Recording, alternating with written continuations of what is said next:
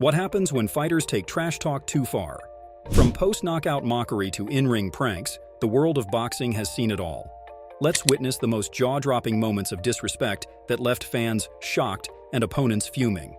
Fighters often use trash talk and bold statements to hype up their fights and get into their opponents' heads. But sometimes they cross that line and venture into truly disrespectful territory. Take Paulo Costa, for example. Before his fight against Israel Adesanya, Costa was talking a big game. He was telling everyone who would listen that he was going to knock Adesanya out. He even brought a white belt to the face-off, implying that Adesanya's grappling skills were amateur at best. That's some serious trash talk, right? But here's where it gets interesting. When the actual fight came around, Costa couldn't back up any of that talk. Adesanya completely dismantled him, knocking him out with a sequence of punches that was hard to watch. Now, you'd think that would be enough, right? Adesanya had proven his point in the most definitive way possible. But Adesanya wasn't done. After the knockout, he decided to take things to a whole new level of disrespect. He went into full video game mode and started, well, let's just say he mimicked a very inappropriate action on the fallen Costa. It was like he was teabagging a defeated opponent in a first-person shooter game, but this was real life. Talk about adding insult to injury. It's one thing to celebrate your victory, but it's another thing entirely to mock your defeated opponent in such a crude way.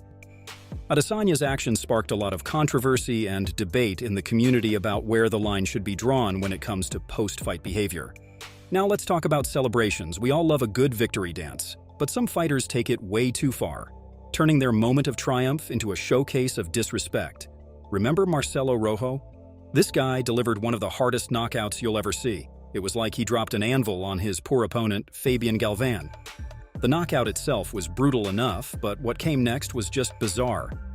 Instead of a normal celebration, Rojo broke out into what he calls his dinosaur move. Picture a grown man prancing around the ring, arms pulled up to his chest, doing his best T-Rex impression. Now, Rojo claims this is something he used to do with his cousins as a kid, and he just kept doing it because he was good at it. But come on, man. Your opponent is lying there, probably wondering if he still has all his teeth, and you're doing prehistoric impressions. But wait, it gets weirder. Let's talk about Gervonta Davis. This guy is known for his knockout power, and he showed it off when he flattened Francisco Fonseca. But his post-knockout celebration? That's where things got really disrespectful. Instead of just basking in his victory, Davis decided to mock his fallen opponent.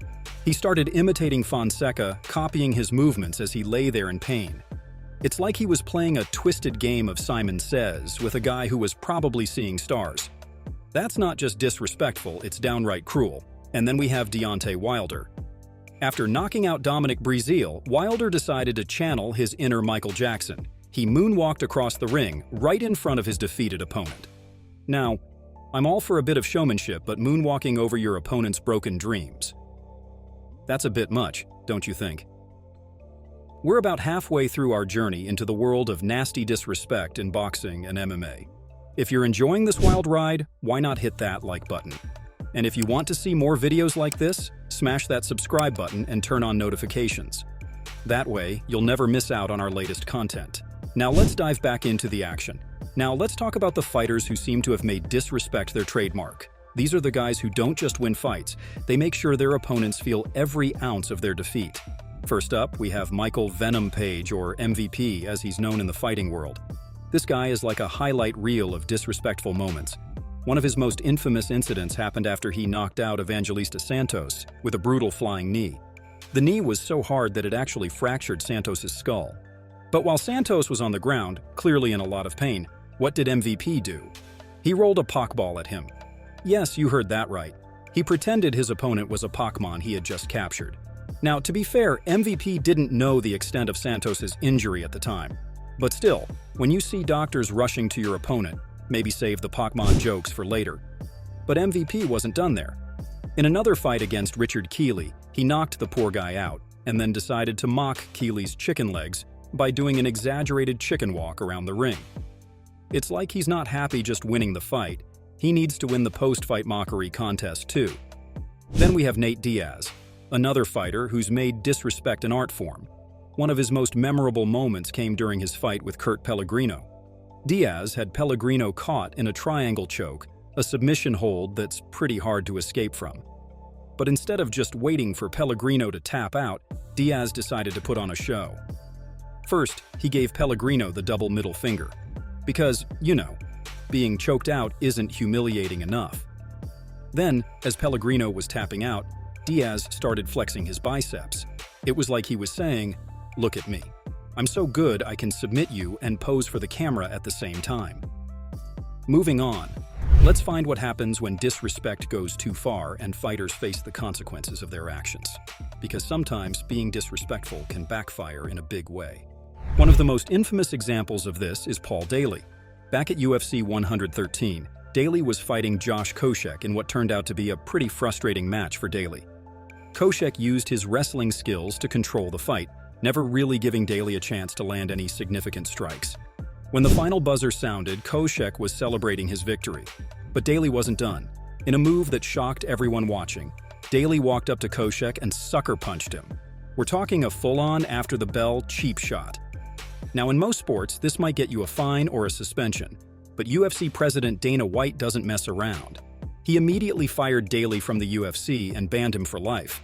Just like that, Daley's UFC career was over because he couldn't control his temper.